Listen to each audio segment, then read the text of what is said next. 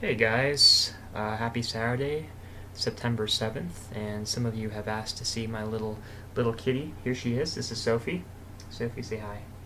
Yeah, she's just having a good morning and enjoying her day off as well from her busy life as a cat. So, if you're tuning in, thank you. We're going to talk today about more polar practice, which is the first homework in Outcome 4.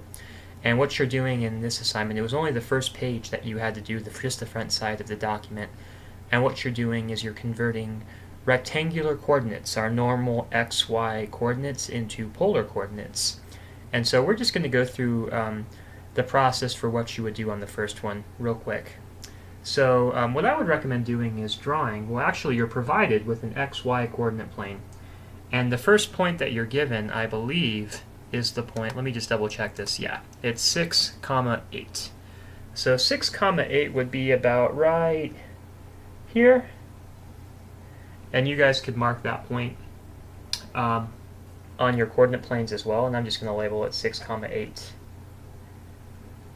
And if you can remember, if we were here, if you were present in class on Friday, we know that polar coordinates are defined as this distance r from the center or from the origin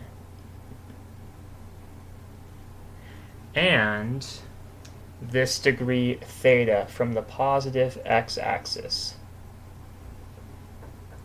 And we can write our polar coordinates as r comma theta once we actually determine what r and theta are, in terms of numerical numbers.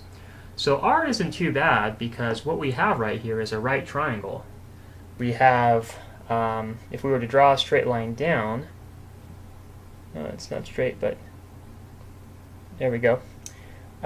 This bottom side of the triangle, or this bottom leg, would be a distance of 6 units in length. The height would be a distance up of 8. And where do those numbers come from? Well, we're using the point 6, 8 as our point, so that means that the x-coordinate is 6, the y-coordinate is 8, so thus you would have 6 units across, 8 units up. Okay? Now, we have a really convenient mathematical tool for solving for r. In other words, we have a mathematical tool for solving for this hypotenuse of the right triangle, and that's the Pythagorean theorem.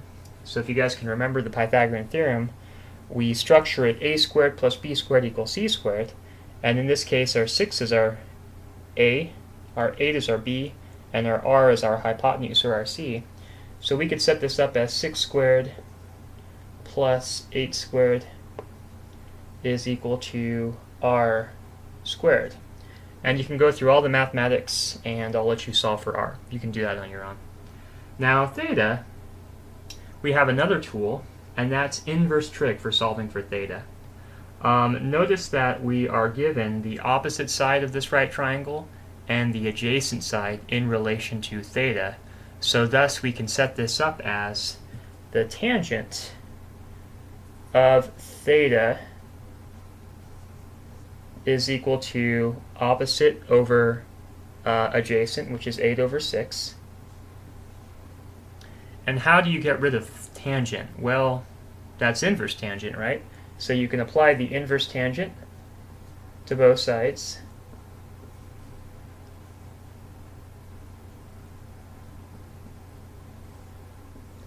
And eventually, you'll get to a solution for theta.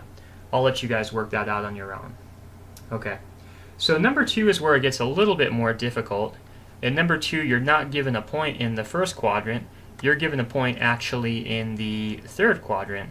So the point -4, 4 would be located -4 across on the x-axis and 4 up over here. So that means I'm going to have to erase all this work. And if you need it, you can just go backwards in the video. So -4, 4 would be somewhere, I don't know, maybe up here. And so our r in this case would be this distance.